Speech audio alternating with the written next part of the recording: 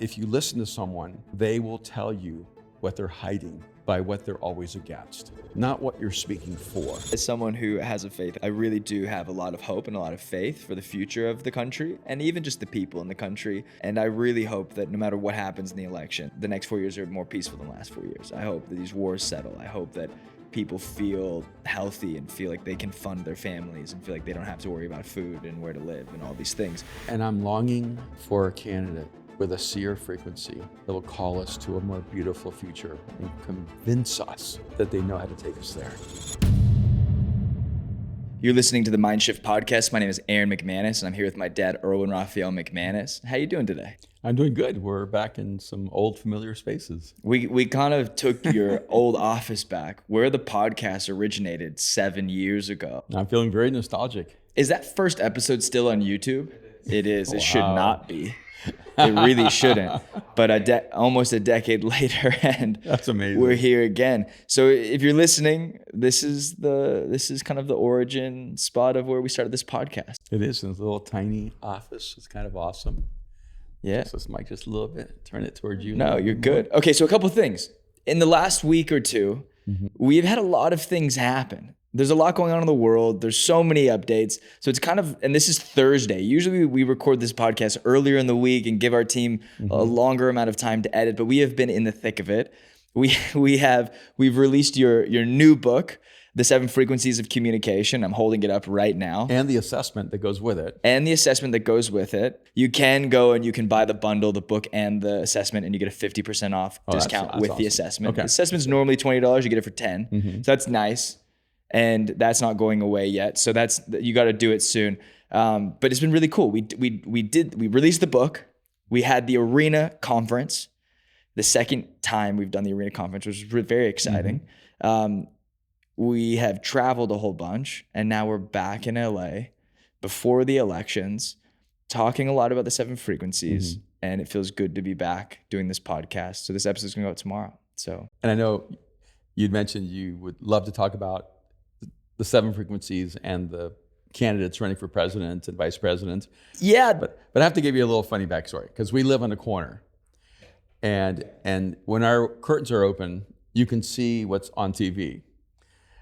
And your mom, Kim, said to me, maybe you should close the curtains because people can see what news channel you're watching. Oh my goodness. Because she was so nervous. And I said, well, it just depends on what minute they look. Because I flip around from CNN to MSNBC to Fox and she goes, yeah. But if they look in and you're watching Fox.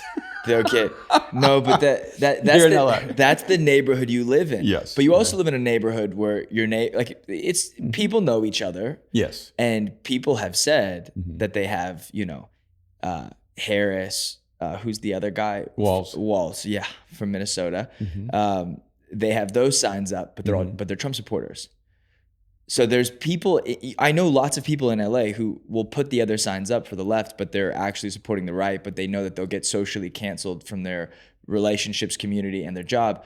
But the irony is that there's so many of these people, it just feels like if everyone was just honest about who they were, they all would maybe make new communities and new friendships and new relationships. Well, I live in one of the most liberal communities probably in America. For sure, for the income bracket. Yeah, and I see a dramatic difference. Last election, there were a lot of signs. This time, I'm walking the neighborhood, and I may see 3 or 4 signs that say Harris. Yeah. Which normally would be 50 to 100 signs. Almost every house in your little neighborhood would have. And then I saw 1 or 2 signs that actually said Trump. Whoa. And I could not believe that in our neighborhood, someone felt safe enough to put a Trump sign up. I don't know if people understand, and this is, and guys who listen to men and women who listen to this podcast, all you guys, LA's a really unique melting pot, right? So there's a lot of personal beliefs and a lot of public beliefs, but you get publicly destroyed here and canceled here.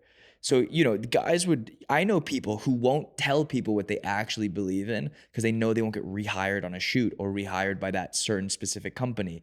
They know they have to be very careful. Yeah, we're the epicenter of DEI, except no one here believes in diversity of thought. No. And it's a little intense if you have diversity of thought here. And if you have to, yeah. So anyways, a lot of the feedback I've been getting with the book is, and it's been amazing. On Tuesday, we officially released the book, and we broke the assessment. Like the assessment test server broke, and then we sent a little newsletter letting everybody know, like, hey, just so you know, you can still buy it, but you just aren't getting your code yet because the server that sends that is down because it got overwhelmed. And if I could just send out a little note, if your assessment or your book order isn't working out perfectly, or if it's glitching, please do not DM me. So if you have any issues with 7 Frequencies customer service, anything with the book, anything with the assessment, DM at the 7 Frequencies Instagram, and our customer service team is on their day and night. We're all on it, but we will get back to you immediately. Let us know your purchase order. Let us know the email you used and like your first and last name, and it just helps so much. We have a whole team. We're doing it ourselves, so this is like the exciting part, but also with it, there's hiccups and bumps in the roads. Go and DM that account. Let us know you're there, and we will solve the problem even quicker. But it's so exciting. Like we broke the assessment now. That's awesome. And now we're back live. We're running. That's great. And the feedback's been awesome. So if you are listening to this and you've taken the assessment, or if you haven't taken the assessment, go to the7frequencies.com, get the book, get the assessment, do that now. But then also do it with someone else. Yeah. You could share the book, but buy 2 books. Buy 2 assessments, do this with a friend or a partner or a business partner, whoever it is, and talk about communication. The test is really cool. And if you post it on social media, tag the 7 Frequencies account, tag Mindshift, tag us. We'll repost it. We want to connect about it. And we're talking about creating a community for free, solely for people who are part of the 7 Frequencies of Communication world. Yeah. So that'll be like unwrapping in the next few weeks, hopefully. Because we're really committed to a revolution of human communication and connection. And that's really, really exciting. You did make, you made a proposal that made me a little nervous that we would talk about the candidates and their communication frequency. And the reason I'm nervous isn't politically. Why? I think politicians are incredibly difficult to graph. On this frequency assessment? Yes. Not if I could be in their office, their back room, their house, but when they're on a platform and they are the sum total of what's being crafted by a team of people shaping the message and how the message is communicated, it's very, very difficult to work your way through the noise to the voice of the person.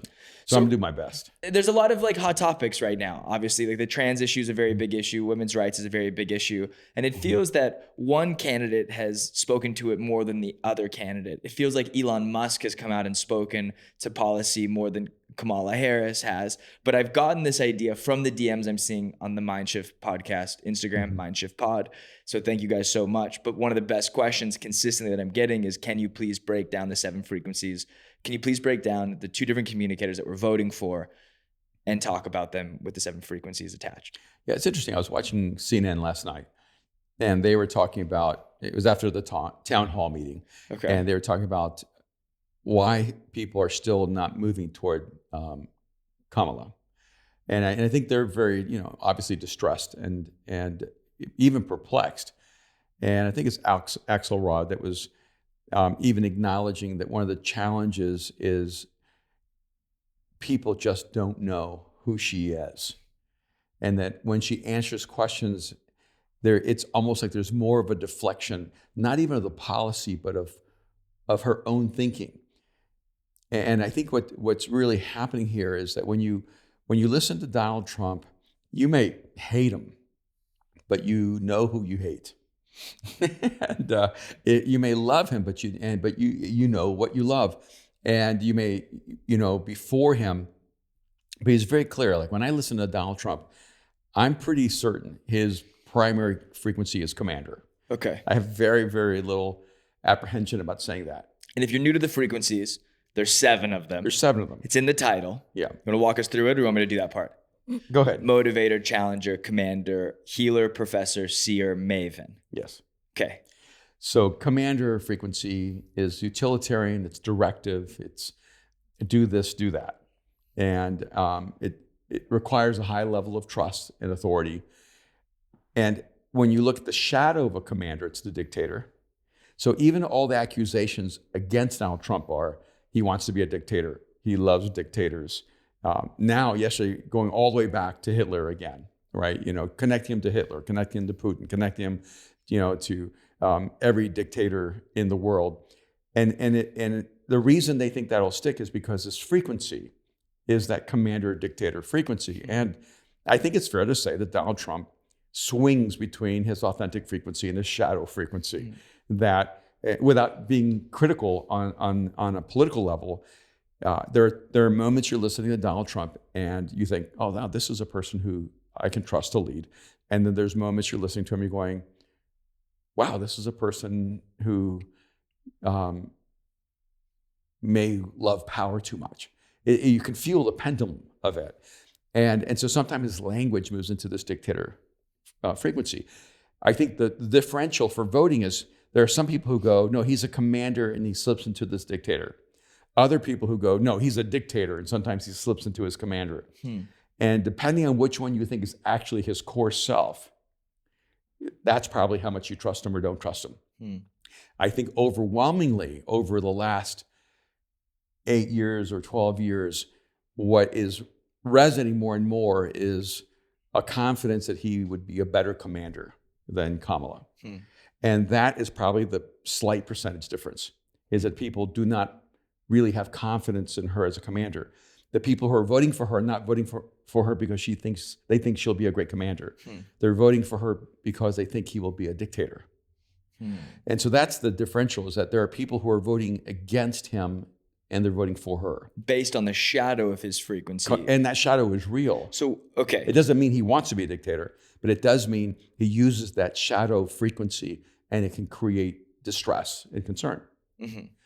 But there are other people, and frankly, I've tried to watch this in a very, very nuanced way. And even what I look for is, who's this person behind the scenes? And what's ironic is that behind the scenes, he doesn't use a dictator frequency shadow. He tends to use more of his commander frequency. But now there's all these new articles coming out saying he said this and he said this and he said this. They're trying to build on that shadow frequency. But in my mind, I'm clear. He's a commander with the shadow of a dictator. With Kamala. Wait, before you move on, a couple things. So do you feel that his rhetoric in the last year for leading up to this race has been different than the rhetoric he used 4 years ago leading up to that race that he lost? Absolutely, and that's why they're having to go back to quotes. Okay. But can you like share the difference and maybe how that was perceived? Well, I think he's hard to manage. And so I do believe he has a team that said to him, don't say this, don't say this, don't say this. Don't tweet as often. Don't say this as much. And you can almost tell when he's listening to them and then he just goes off the rails and he's like, they don't want me to talk about this, but I'm just going to talk about this. Yes. And so the one thing you can know is you've seen both his shadow and light. Okay. You have a clear window into his soul and who he is. Yeah. And it's hard for him, ironically, it's hard for him to be his inauthentic self. Which is a good thing. Yeah. Right? Yeah, you just want him to work on his authentic self. Yes. Do you think it's... okay, so here's the thing. Do you actually think he's a dictator? Or do you think he just uses his communication style of a dictator when he's in his shadow frequency? I don't believe he's a dictator. I'm just going to say it personally. So I do not believe he wants to be a dictator. So do you think that's like weaponized language from the left? Of course it is, because you can attach to something that's real, his commander frequency. The way that he comes off and sounds. Yeah, and then he gives you enough shadow that you can build a building on it. And so then just go, oh, see, this is who he really is. But the reality is he was president for 4 years. And in fact, I was looking at the list of how many people through executive order he commuted their sentences. He commuted fewer sentences than any president in modern history. It was maybe like 50 or something like that. It was really low. And then Obama pardoned almost 2,000 people. So if you're looking at someone who used executive power with far more freedom, it was actually President Obama, not President Trump. And I was looking at the last 8 presidents. And why is that important? Because you can look at a person's abuse of power when they have no restraint. But is that an abuse of power to set Not necessarily people free? No, unless you're setting the wrong people free. But the way the narrative is written, Donald Trump, should have set 5,000 people free. Yeah. Right. He should have abused his power, and and in the last 2 weeks of his presidency. Not to get too away from the frequencies, Yeah. but Obama utilized executive order like 10 times more than the presidents before him. He's quite a bit. I think he's the highest usage of executive order in the history of the presidency, other than I think that's right. Yeah. FDR, I think. My whole point in that is that when people accuse him of something, we actually have a period of time to look at. He was president for 4 years. He lost the election. He can't seem to admit he lost it, but he didn't stay president. He didn't somehow co-opt the military and take over the government. The people would bring up January 6th. Yeah, and I'm going, anyone who actually believes that was an attempt to take over the government is so naive or self-deceived, because that was the worst effort to take over a government You're not going to use a bunch of crazy people wearing horns on their heads to take over the U.S. government. You're going to have a little better strategy and a better plan to do that. But I know that there's a lot of people who listen to us that are on the left. There's fewer and fewer each week, but there's a lot. Most of them from our community in LA, because it's very liberal. So those people would say that January 6th was despicable, disgusting rhetoric, behavior that incited a riot, and the potential of what it represents is massive. So the frequencies that he outputted at the end of his presidency, do you find that he was operating in the shadow, or do you find that he was just letting chaos? Okay, so here's a great example. Okay. And I think anyone on the left would probably appreciate this. He did legally and literally tell people to only peacefully protest. So if you want to be literal, he told them not to do that. Okay. It's the frequency that people question. Okay. No, there's great nuance in these situations. It's the frequency. Yeah, he said, be peaceful. But the frequency created this ominous kind of feeling. Do you really mean that? Okay, we'll be peaceful. We'll storm the White House. And what people are actually appealing to are not what he said, but the frequency he was emanating. Right. And that is, I think, a fair argument, right? He didn't do enough to neutralize the frequency, but he did, from a legal perspective, he did actually say only protest peacefully. But if he didn't want something to happen, I think his frequency would have been much stronger. He has enough of a commander frequency to say, like, don't back off. Don't do it. Yes. And he definitely did not use his commander frequency to tell them to not. To make that day better. Okay. Does that make sense? Yeah. He just went quiet.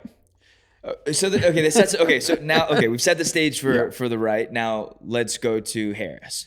All right. And we'll get to vice presidents too. Okay. And no. That's deeper. We're gonna just do the main two. They're easy. No. The main two, and then if you want to go deeper and you like this pod, tell us, and we'll do a second episode on it. The challenge with Harris, from my perspective, is that she's not allowed to express her authentic self. Why do you think it's so hard to find Kamala Harris's frequency? I think because she is a creation of a team of people who won't let her be herself.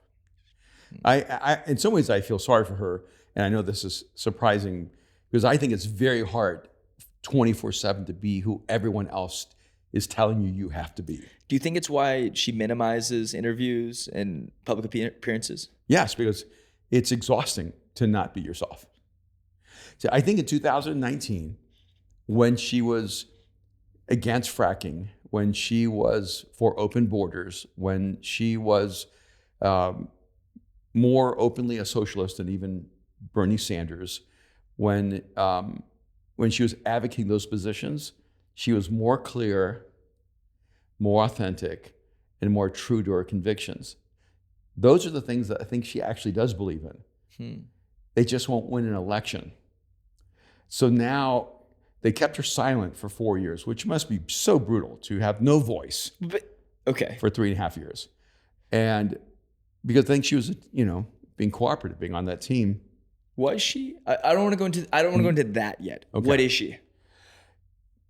They're trying to project her. No. No, it's important because but just say what she is and then break it down. I don't know what she is, but You do know what she I is. have some You don't want to perspective. say because you don't want the pushback. No, it's not that. It's that the people that we've talked to behind the scenes say that she's a commander challenger, that she's brutal, ruthless, and that over 90% of her staff has turned over the 3.5 years because she's so harsh on the people she works with. If that's really the case with her frequencies, can you imagine how hard it is to get on a platform and try to be a seer, motivator, healer? What you're saying is to try to be kind and inspirational. To be visionary, to speak to human pain and brokenness, and to motivate and inspire people to be their better selves. I think it's why she does things that are uncomfortable, that feel awkward, like why she laughs. Like so much. She laughs because she's trying to regulate inappropriate emotions and feelings before she actually speaks. Okay. It's why she mirrors the question and then doesn't answer it. Because the answer would invalidate where she needs to go. And so from a political perspective, I think it's very, very difficult to hear a person's primary frequency when they're actually being managed by a team. And I just think it would be hard for any of us, and anyone who's ever been on a team where you have to represent other people and they're telling you who to be, you'll understand this to a degree. And so people say very, very difficult or very condescending or very unkind things about her. And what I've just actually said is, I think she's having to jump off of her opposite leg. She's having to throw with her left hand if she's a right-handed. She's not able just to be who she really is. And so it comes across as a lesser self. Okay. So what do you, because I think it would be, although I will say this, I do think she won the debate, and that I think she had more positives in the debate than Trump did. But I don't think she's won any public appearance since. And I think each one gets kind of worse. And I don't mean that. It seems like there's a lot going on inside of her. It also, the rumors of like the earpiece thing that she's getting fed a lot of these lines. You can watch the way that she communicates change from public appearance to public appearance. The ones that sound a bit more like Barack. The ones that sound a bit more like other politicians and public figures. So it's hard to navigate what her truest frequency is, because it does feel like so much of it is teleprompter, pre-written. And that's something that a lot of candidates do. So I'm not, Donald's a unique specimen because I think at the RNC, at the convention, I think he read what was on the script for the first 30 minutes and then was like, but I'm still Donald Trump. And then went for another hour and just said all the crazy things he wanted to say. But when you see her do things like start using accents that are not her accent. Right. That for me becomes, I don't know what her primary frequency is, but that's the shadow of the motivator being a performer. That you become whatever you believe the room wants you to be, whatever they need you to be, whatever it requires to be loved, accepted, and elected. And so a lot of people think she does that consciously. I don't think she does it consciously. I think that she's been spending her entire life becoming what other people want her to be. And that frequency is a powerful frequency where you learn how to read the room and you try to become what everyone else wants you to be. And so just watching her in the town halls, it's all shadow. And when you talk about the debate, I know everyone says she won, but I looked at the debate as objectively as I could, and I felt, well, it was really 3-1. And you're talking about in terms of the journalists who were asking the questions. So inclined and leaned towards And Harris. So they gave her the best opportunity to succeed. But even there, see, I'm only going to base winning on, did I see the real you? Not did you answer the questions better? And I walked away going, I still didn't see the real her. And I actually think it's going to be a shame if in the last few weeks before election, that she doesn't take a moment, just let people see who she really is. I think that she could live with herself losing if she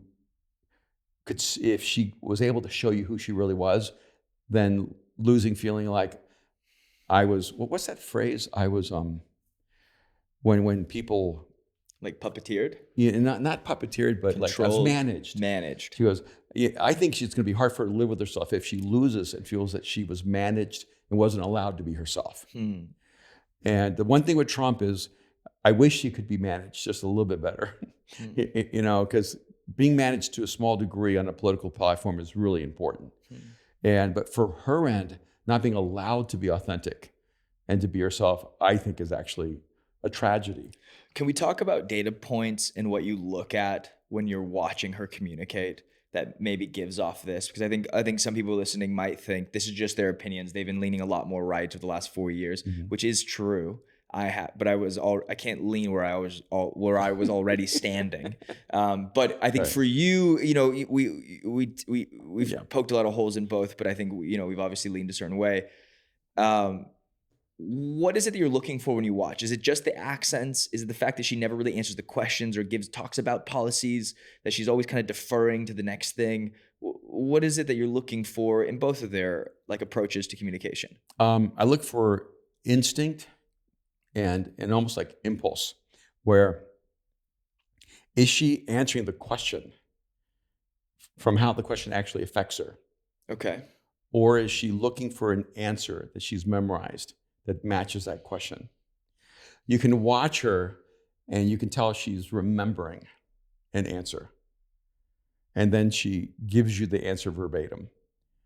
And so she's very, very crafted, planned, and there isn't a spontaneity there.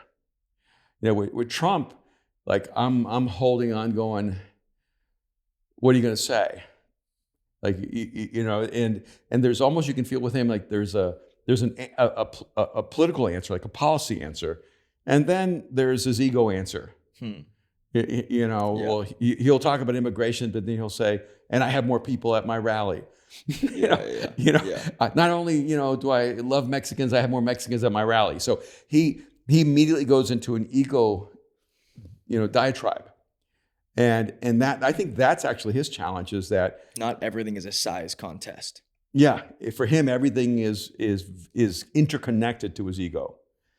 And I'm not saying it isn't so for her. What I'm saying is she's hidden. And so how do you see that she's hidden? That's really like, and I know I'm asking the same thing, but I really think you're a master at watching people communicate and knowing the things that they're hiding. As much as the things that they're as much as and as important, I think, as the things that they're actually telling you. You know, I think you've told me I think one of the best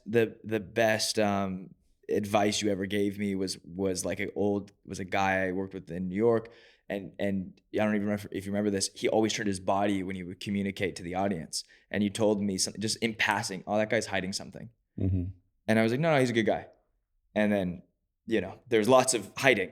Yeah. And so that was like really unique, because you've always had this inclination. I don't know how much of it's like the Holy Spirit or kind of just your sixth sense, but telling you. But I know that there's actual tactical things that you look towards in communicators. So, yes, and one of the things I look for is when you ask a person a self-revealing question, do they immediately attack the opponent? So if Kamala gets asked, didn't you change your mind on the border? Let's talk about Donald Trump and what a terrible job he did with the border. You know, what a joke the wall was. Well, you're going to spend all this money on a new wall. And she just will go and attack him. Or there was one that was so dynamic. They asked, when have you ever failed? She didn't have a failure. And is there any place you've ever like made a mistake? She couldn't think of a single mistake. And those questions are actually questions where no one cares about the mistake. No one cares about the failure. They want, it's a test, a litmus test to see if you're willing to be an authentic human being. At every one of those points, she hasn't given us anything that helps us see her real self. And as I look at those, I go, I don't know what she's hiding, but she is so hidden. And I have to assume it's because in just a few weeks, they told her, you're going to be running for president of the United States. And we have a team. and they're going to prepare you, and they're going to tell you what you have to say, who you have to be, and who you must become, and you can't go outside these parameters. And I don't think anyone sat down with her and said, Kamala, you're going to replace President Biden. What are the policies you want us to promote? What's the vision you want us to get out to the world? You know, what it will give us a political compass for the future. I don't think it worked that way. I think they came back and said, we're going to run you for president. This is who you need to be. This is what you need to say. This is what you need to do. It's a part she's having to play rather than a person she's been invited to be. And I think that's a part of the political dynamic of this moment. So when I look at frequencies, I've seen a few moments where I saw her really angry. And I thought, oh, maybe she is a challenger. Like, you know, but because I'm just looking at shadows right now, you know, and Why do you utilize, you spend very little time talking about shadows in the book, but it's something that it's definitely a tool you use to help decipher who people really are and the communication frequencies they use. You're right. I should have written the whole book on shadows. No, that's not what I'm saying, but no, it's true. Is it, well, you know, I don't know. Yeah. Would you talk to us about that? Well, you know, I was just on Tim Ross's podcast. Okay. And it's coming out soon, but I was watching a clip with him and someone else. And they were saying how people who are hiding an area of sin or evil or darkness in their life, that they never talk about those issues. And I actually think the opposite is true. I've said this for years, that if you listen to someone, they will tell you what they're hiding by what they're always against. And so it makes me very nervous when I hear Kamala, and I don't think it's her. I think it's the whole Democratic, you know, machinery constantly calling Trump a tyrant or a dictator, because I'm going, are you gaslighting the person because this is the future you want? And because most free countries have only become dictatorships when they went to the left. And yet we act like it's always to the right. So, you know, some of the things I look for is, what are you always speaking against? Not what you're speaking for. And because people are saying, look, you know, Trump, he said something kind about Putin, or somebody kind about whatever, you know, Hitler. I'm going, you know, Trump doesn't have enough, I think, emotional savvy to know you can't ever say anything positive about Germany. Right. You know, in that period, in that time in history, or, you know, you're just setting yourself on fire. Well, there's a few key distinguishing points between Adolf in Germany in the 30s and 40s than Trump in the US in the 2020s. Right? Like I think people get caught up by the National Socialist movement that was happening in Germany, because they were becoming very nationalist. Very much about the German people, like the alt-right, like the Third Reich. And then you hear this like alt-right rhetoric from Trump going, I care about Americans, I truly care about Americans. But I do think even the term Americans is very different. You know, Adolf meant white Germans, anti-Jews. Right? And I think Trump's going, no, people who live in America, and that's Mexicans, Chinese, Japanese, you know, Koreans, you know, Venezuelans, that's Cubans, Dominicans, that's, you know what I mean? That's us, so Salvadorians. I think it means something different now. So does this make sense what I'm saying? Yeah, what's happening is that he doesn't really have, by the way, this is why he should be studying the 7 frequencies. He doesn't. Who's he? Donald Trump. Yes. He doesn't understand the frequencies he emits by the statements he makes. And they have a life of their own that he does not intend for them to have. And so it's almost like Trump is unguarded, sending out way too many negative frequencies. And Kamala is so guarded, she's not sending out any positive frequencies. So they have an opposite strategic dilemma. She needs to get more positive frequencies out there that are authentic and real, and needs to start pulling back negative frequencies that people are that make people nervous and anxious to vote for him. The only person, and I'm convinced this, the only person that can defeat Donald Trump in this election is Donald Trump. I think we said that 4 years ago too. You're right, because we were like, there's just too much. The things he says, there's too much life. And then the wrong parties, the wrong groups, the white supremacists, the deep South, like not the deep South, but you know what I'm saying? Like I think the mountain town guys, not that all of them are bad, but I think there was a lot of guys who were kind of up in arms because they felt like there was someone who actually sees them for the first time. Yeah. So it was brilliant in that regard. Well, it's mid-America too, feeling they were seen. It's the people working in the car blue industry. Collar, it's the middle class that is amazing, right? And I'm not saying anything negative about it. I'm just saying there is also a shadow side of every like subculture in America. And when you cause them to go up in arms, we've seen it on both sides. There creates dissonance, there creates violence, it creates a danger. And I was looking at a poll today on that Instagram, Real News No BS. And given they did a poll, it's all right. It's all it's libertarians to the right that follows them.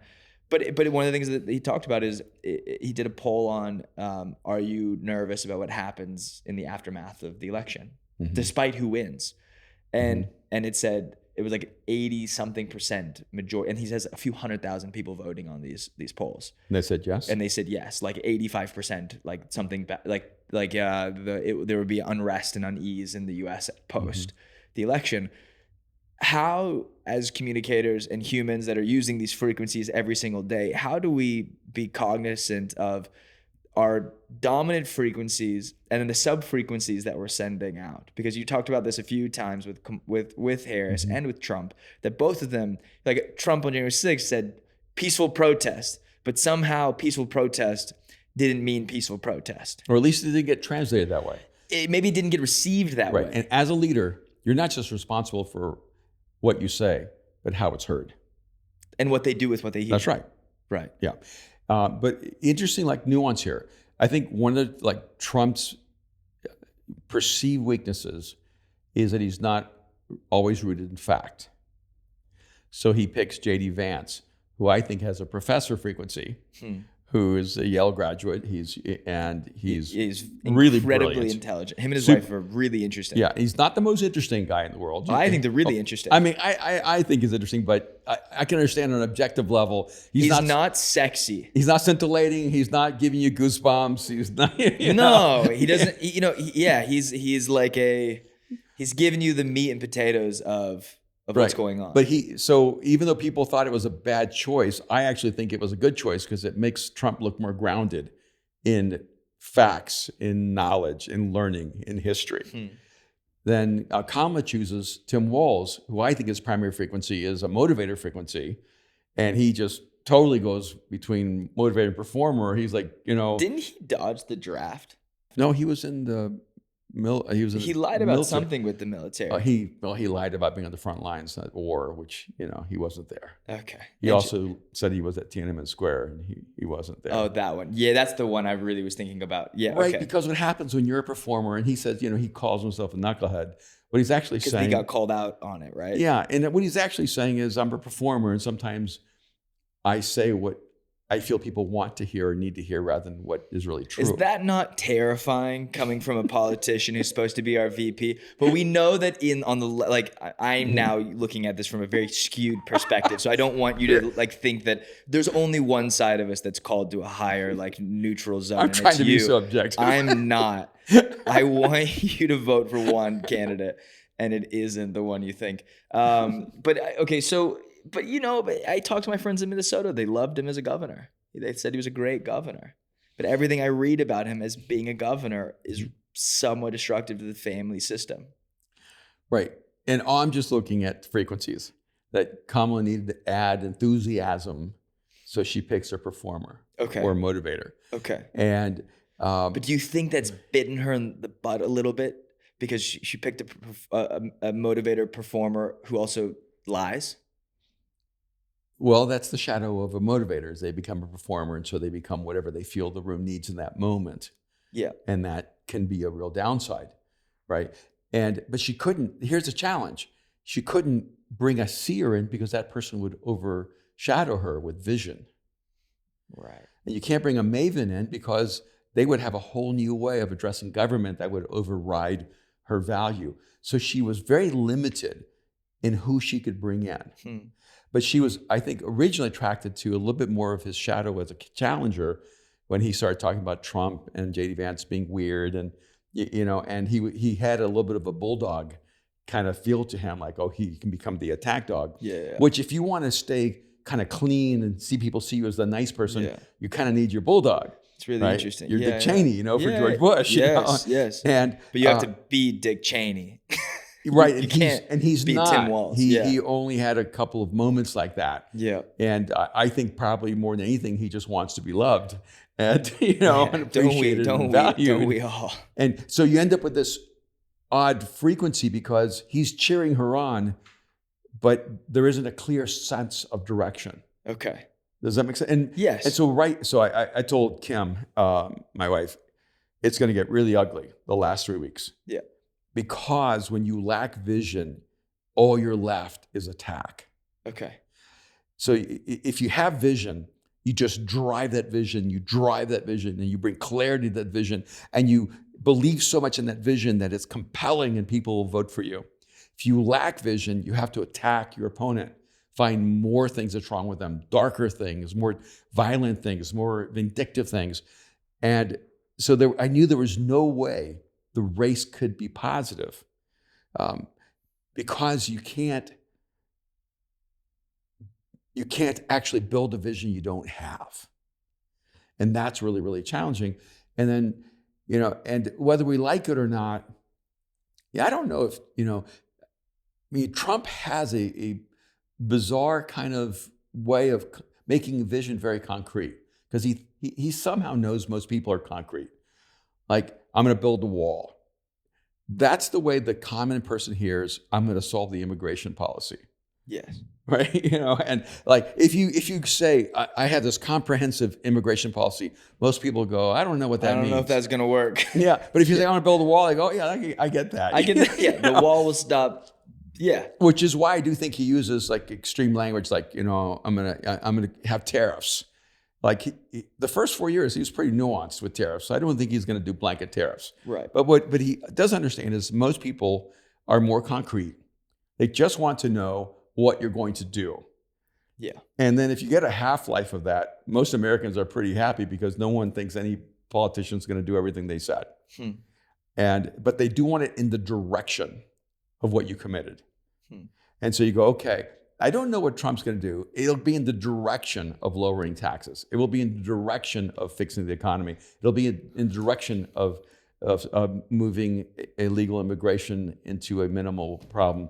With Kamala, you're not sure what a half-life is, because I'm not sure which direction she's going in. And for me, this is why it's such an important part of the communication dynamic, is that whoever is teaming her needs to say, you need to cast a vision of the future that actually resonates with your soul, where people can decide that's the future I want, or that's not the future I want. I think there's something I think that's amazing, right? I think the future is what matters. Yeah. But I don't think either candidate is very, very good at casting the vision. Because I think what you said is how Trump is approaching solution-based policy. I'm going to build a wall. I'm going to tax China. I'm going to bring businesses back to America. Like everything is a 1-sentence, 7-syllable solution. Super concrete. Yeah. I don't know if, and make America great again. What does, that's really a pretense of going, we were great. We're not great anymore. It's the opening scene of Newsroom, And if you've never watched Newsroom on HBO, that opening scene is absolutely phenomenal, where he talks about, he gets asked a question by this student who ends up being someone that he knows. Do you think America is the greatest country in the world? And he says, no.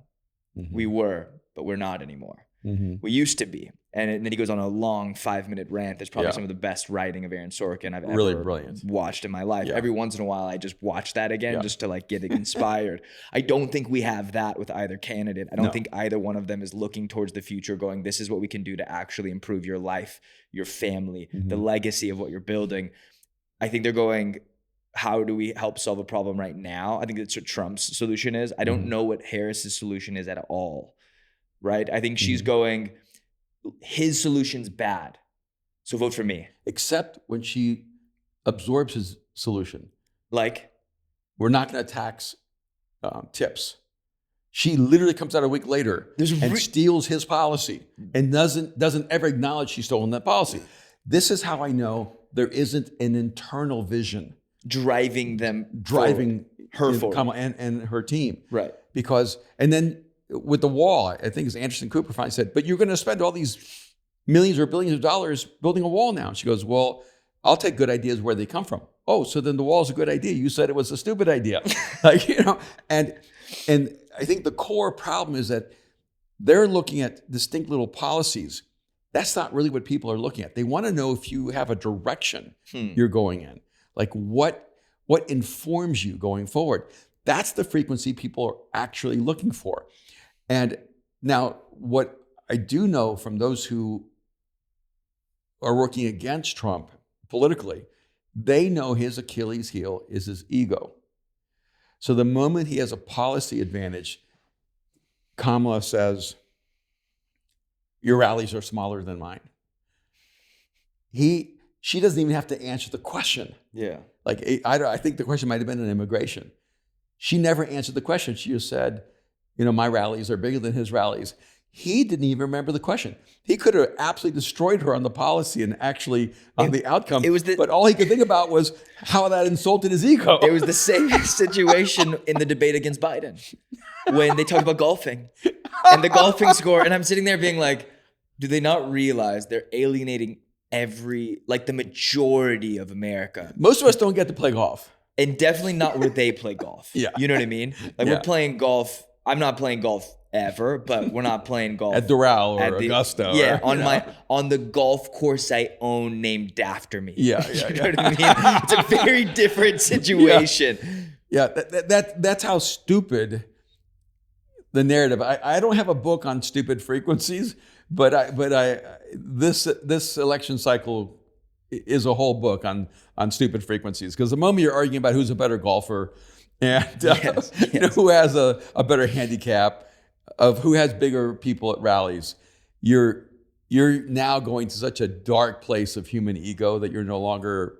to me, even worthy of being nominated and elected as president. This is where it gets really bad. It gets really bad. And and honestly, as someone who has a faith, I really do have a lot of hope and a lot of faith for the future of the country and even just the people in the country. And I really hope that no matter what happens in the election, like I care about voting and I care about getting someone elected, but I also just hope that the next 4 years are more peaceful than the last 4 years. I hope that these wars settle. I hope that people feel healthy and feel like they can fund their families and feel like they don't have to worry about food and where to live and all these things. So hopefully we get a candidate that can really tap into that Seer visionary frequency that you talk so well about in the book, and lead the country in the way that the country should be led. Because there's so many other countries that look to us, right? Like we have so much freedom. With freedom comes that responsibility. With that responsibility also comes the research and the development and the pursuit of happiness, but more than happiness, of like peace, and so I think there's so much potential in the future of the US. I'm very excited. Either way, I just hope that people can lose well and win well on both sides. Yeah, and I hope there's a day where we have candidates who are running where we can actually hear their frequency, where we know whether they're a challenger or a motivator or a seer, or a professor or a commander, and that they're working not from a shadow but from a light. Do you think? Okay, so I have a question for you. We're so over on time. We've already done like 50 minutes. Okay. So are we good to just kind of free think? What can we do to stop the overreaching power of super PACs? Corruption exists within every government, within almost every organization to some degree, right? Corruption is just part of human nature. The shadow side of human nature is corruption. But how do you change the corruption of news media as being so clearly leaning toward certain candidates? And how do you change the corruption of social media, whether it's former Twitter or X or Facebook or Instagram, leaning toward candidates and skewing the algorithms that make you vote in a certain direction? Like, corruption goes far deeper than money, right? I wish there was a law that said you cannot expose anything about another candidate 3 months before the election. If you didn't expose it before then, you're gonna have to treat it like it's not real. Because all the stuff coming out this week and that will come out next week, where was it over the last 8 years? It really just become this. It really becomes this diminishing frequency. The shadow frequency was the diminisher is the shadow of the professor. All we are. It's just a bunch of shadows. Let me tell you how terrible the other guy is, and hopefully something will just destroy your sense of moral center, ethical center, so that you hate this candidate now. Yeah. But then it's paid for by the other candidate. So then you realize at the end of that commercial, it's just manipulative. Yeah, I'm just so sick of it. Yeah. You know, I think candidates, if they're more than money, I think candidates should only be allowed to talk about what they will bring to the country. I mean, imagine if we had a law that said you cannot speak against the other candidate. You can only speak for what you're for. That would fix our political system more than figuring out how to. It definitely would remove a candidate from this election, because we don't know what Harris is actually for with her policies. But think about, or she may have elevated as a candidate if she was allowed, because she had to only speak about what she was for. Yeah, because then no one could talk about how she's done nothing. Right. Or what, and I'm doing it right now. Or that they don't know what she stands for. Right. That would have removed the strategy of let's just help everyone remember why they can't vote for Trump. Help everyone remember why we need to be afraid of Trump. Help everyone remember how Trump is going to become a dictator. And that becomes the entire policy or strategy. And I'm like, you've just hurt this person because you don't believe she has a vision compelling enough to call America to vote for her. And if we could change that part of the political spectrum, I think it would change our country more than the money. Okay, this was such a good conversation, such a fun conversation. Yeah, man, we are drowning in the shadows. We really are. But I think there's a lot. These conversations make me hopeful, though, because once you can identify the shadow, the negative, then you really, the only direction you can go, hopefully, if you're a positive person, is towards the goodness of that frequency. Once you identify the things that you do within your own communication style, hopefully we're all working towards that betterment of self. Yeah. So, I know that my frequency is commander. I was commanding everyone before we hit record. We're in a new room. I want every little detail to be the same, taking off the blankets, moving the surfboards, making sure the doing little things. But I know that if I cross the line, it becomes a dictator. And you gave me a little side eye, like you've now just a dictator. Stop. So, but I want to become more aware. So I think that's the greatest thing about this book, is that it really does heighten your self-awareness of the way that you communicate to others and speak to people that you love. Yeah, and I'm longing for a candidate with a Seer frequency that will call us to a more beautiful future and convince us that they know how to take us there. Talking about taking us there, I want to take you to this book. 7 Frequencies of Communication, The Hidden Language of Human Connection, written by yours truly, Erwin McManus, my dad, my friend, my brother, all of the things. I'm so excited. This is honestly, we've been running away from, or we've purposely decided not to use the phrase self-publishing, because we actually created a publishing house. That's right. Which is the most exciting thing that I think I've done in my life. Done a lot of fun things together. This has been one of the most exciting. Arena Publishing. The logo's on the spine of the dust jacket. And this is an amazing book. I just sent it to 20 friends yesterday. That's awesome. I'm very excited. And it's selling wildly. So if you're listening to this, pick up this book. You can buy the assessment as well. You can do a bundle on erwinmcmanus.com or the 7frequencies.com.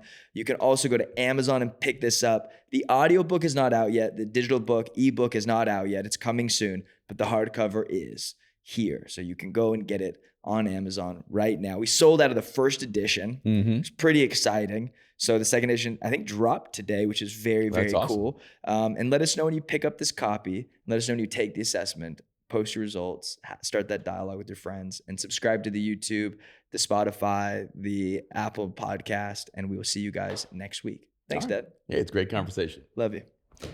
Love you too.